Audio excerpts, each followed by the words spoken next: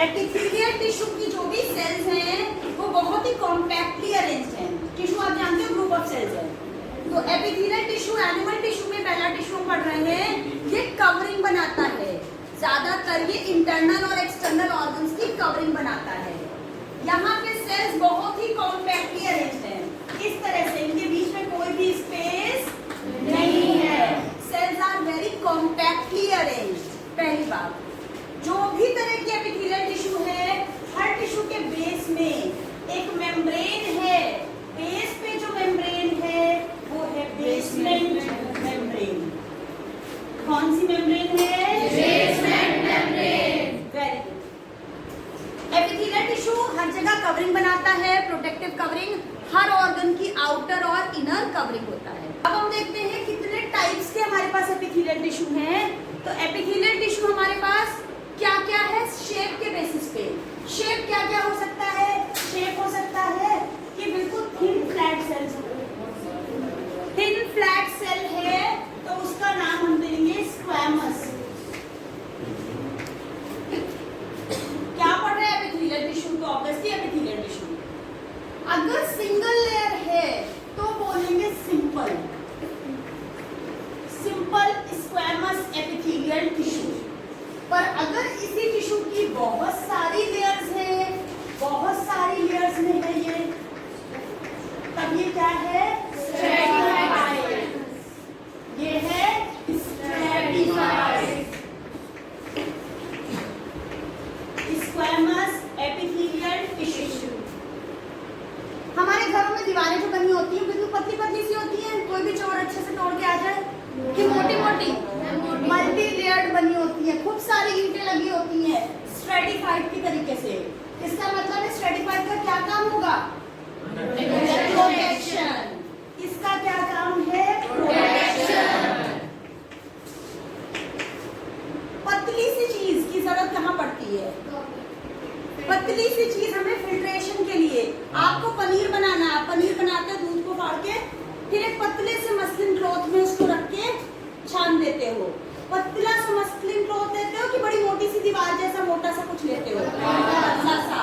तो पतला सा जहाँ थिन लेयर है वहां पर क्या काम होगा उसका? फिल्ट्रेशन। तो इसका काम है फिल्ट्रेशन। इस बोर्ड की स्क्रीन पे ही सारा फुल टॉपिक आ जाएगा आपका। अभी हम देखेंगे ये कहाँ होता है। प्रोटेक्शन की जरूरत कहाँ कहाँ पर है? हमारी स्किन को बहुत प्रोटेक्शन है, बाहर से कोई अटैक ना कर दे, वायरस बैक्टीरिया फंगस, तो स्किन में होता है। और हमारे माउथ के अंदर की लाइनिंग बड़ी मोटी हो, आप आए दिन आप अंदर से खाते रहते हो, काटते रहते हो दांत से, माउथ की इनर लाइनिंग ऐसा तो कभी नहीं होता कि छेद हो जाए। स्क्वैमस एपिथेलियल टिश्यू होता है हमारे inner lining of mouth and oesophagus.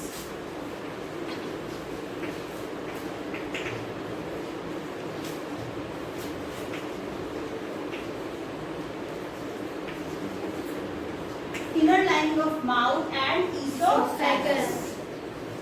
अब समझते हैं फिल्ट्रेशन वाला काम। फिल्ट्रेशन कहाँ होता है आपको पता है? हमारी जो किडनी लंग्स, मैं यहाँ डायग्राम बना देती हूँ, ऊपर होना चाहिए वो। लंग्स आप जानते हो ना?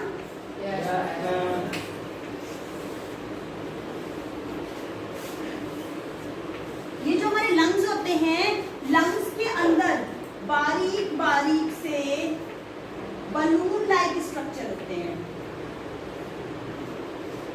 बलून लाइक स्ट्रक्चर्स होते हैं, इनको बोलते हैं एल्वियोलाई। ये क्या स्ट्रक्चर है?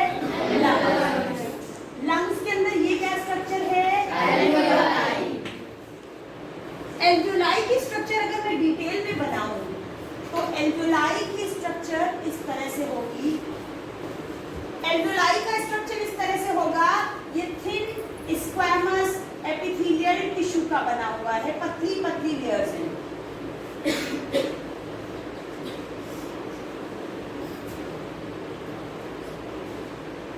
और इसके साथ में यहाँ पर है ब्लड वेसल। ये ब्लड वेसल भी बहुत पतली दीवार की होती है। ये कैपिलरी बहुत पतली दीवार की होती है, जिससे कि आराम से ऑक्सीजन यहाँ चली जाए और ये अपनी CO2 इसको दे दे।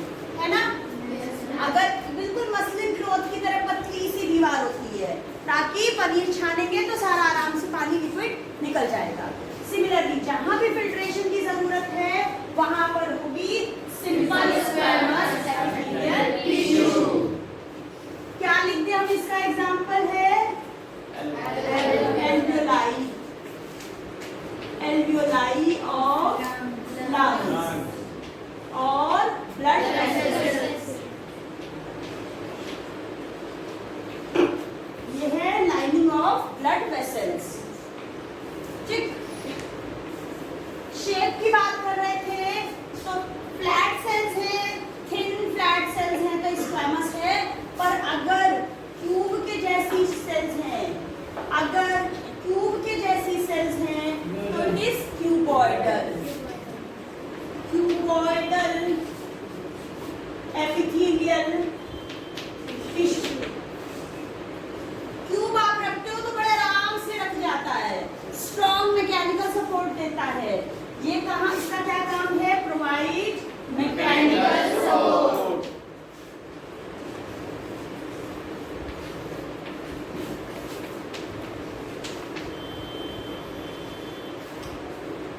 ये मैकेनिकल सपोर्ट प्रोवाइड करता है।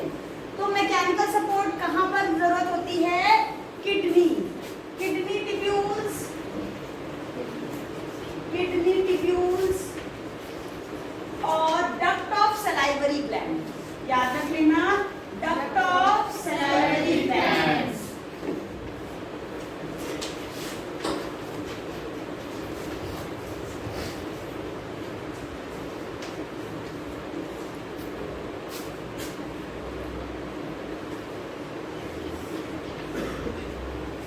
अगर इस तरह से रखा है, मैकेनिकल सपोर्ट दे रहा है, क्यूबॉइड शेप है, पर ये वाला कैसा शेप है, पिलर के जैसा, कॉलम के जैसा, columnar, columnar,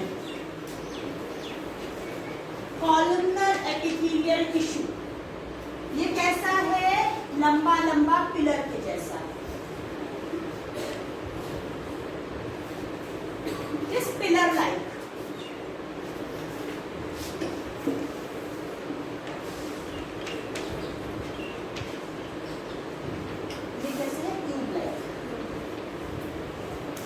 thin flat sales.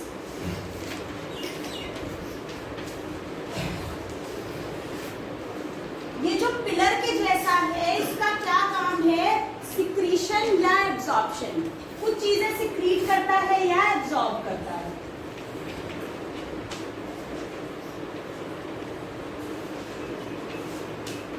Secretion and absorption.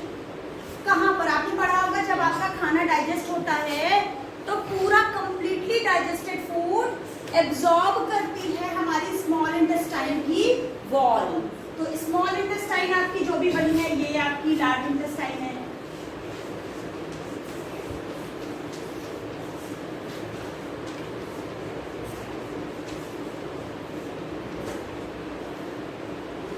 ये लार्ज इंटेस्टाइन है, यहाँ पर अंदर कॉइल्ड कॉम्प्लिकेटेड सी पूरी घुसी हुई स्मॉल इंटेस्टाइन होती है। तो आप 10th क्लास में पढ़ोगे, स्मॉल इंटेस्टाइन में डाइजेस्टेड फूड एब्जॉर्ब होता है और लार्ज इंटेस्टाइन में वाटर एब्जॉर्ब होता है। तो एब्जॉर्प्शन का काम दोनों का है कि नहीं? इनकी दीवार कैसी होगी कुछ एब्जॉर्ब करने के लिए? Pillar like. तो क्या एग्जांपल आएगा? Inner lining of inner wall of दोनों स्मॉल एंड लार्ज वो इंटेस्टाइन। तो इनर लाइनिंग ऑफ इंटेस्टाइन, इसका एग्जांपल है इनर लाइनिंग ऑफ इंटेस्टाइन।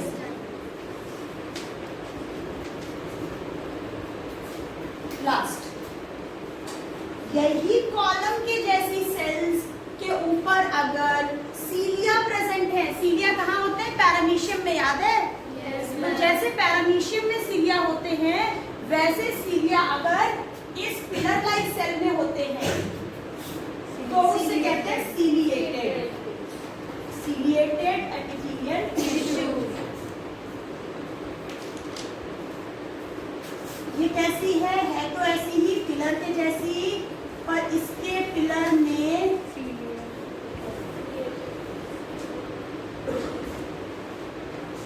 मिलिया होते हैं, हेयर लाइक स्ट्रक्चर है ये फाइन, इसके मूवमेंट की वजह से कोई चीज आगे को मूव होती है। तो हमारा जो रेस्पिरेटरी ट्रैक है, जैसे हमारे नाक में म्यूकस होती है वैसे ही म्यूकस हमारे पूरे रेस्पिरेटरी ट्रैक में होती है, ताकि हमारा रेस्पिरेटरी ट्रैक पूरा ड्राई ना रहे, मॉइस्ट रहे, वार्म रहे।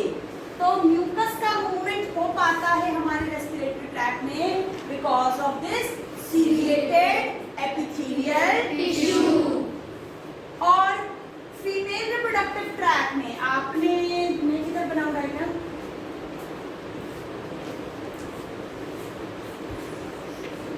दिखाई दे रहा है?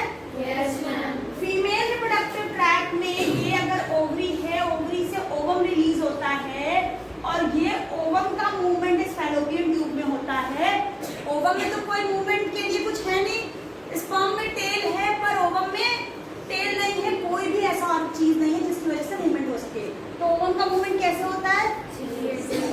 Because of this ciliated epithelial tissue. तो इसका एग्जाम्पल क्या है, यहाँ पर मैं नीचे लिखती हूँ। इसका पहले काम क्या है? मूवमेंट। क्या चीजों का मूवमेंट है? जैसे कि movement of mucus in the respiratory tract.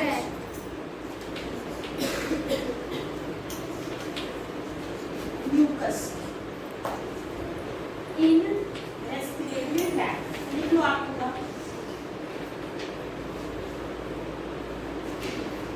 Movement of ovum in reproductive tract in fallopian tube. Ovum और egg in fallopian tube. Egg भी लिख सकते हो आप इसका।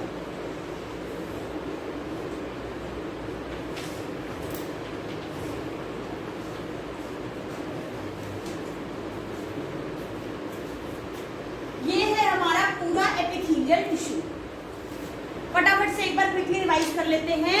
शेप के बेसिस पे हमने इसको क्लासिफाई किया है। अगर सिंपल थिन फ्लैट सेल्स हैं तो क्या कहेंगे? Squamous epithelial tissue. अगर इसी की कई सारी लेयर्स हो गई तो स्ट्रैटिफाइड क्या करता है? प्रोटेक्शन देता है। सिंपल स्क्वैमस क्या करता है? तो स्क्वैमस एपिथेलियल टिश्यू जब एक ही सिंगल लेयर होती है तब उसे क्या कहते हैं?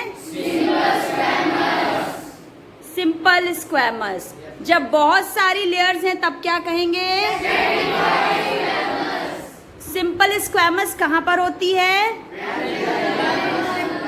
लंग्स के एल्वियोलाई में। Very good. क्यूब के शेप की सेल्स का क्या नाम है? Very good, cuboidal. कहाँ पर होती है क्यूबॉइडल? किडनी ट्यूब्यूल्स और duct of salivary gland. Very good. Column के शेप की सेल्स को क्या कहते हैं? Columnar epithelial tissue. ये क्या फंक्शन करती है परफॉर्म? Secretion and absorption. कैमरे में बहुत बारीकियां रिकॉर्ड होती हैं बेटा।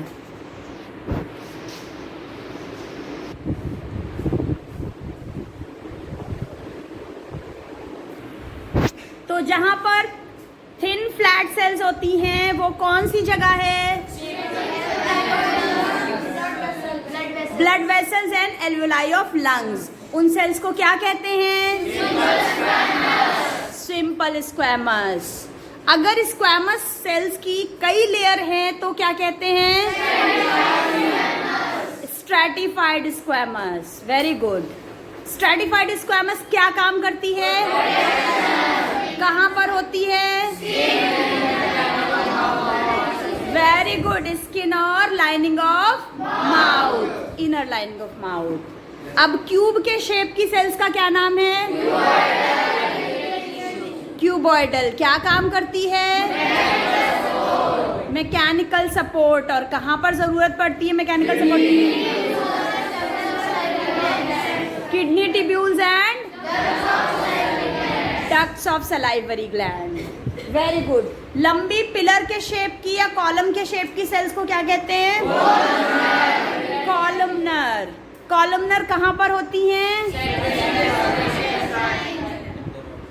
इंटेस्टाइन में क्या काम करती हैं? Secretion and absorption. सीलिया वाली सेल्स सीलिएटेड का क्या काम होता है? किन जगह पर क्या चीजों का मूवमेंट करते हैं? चलो रोशन बोलो। Movement of mucus in abdomen. Good. और दूसरा जैस्मीन?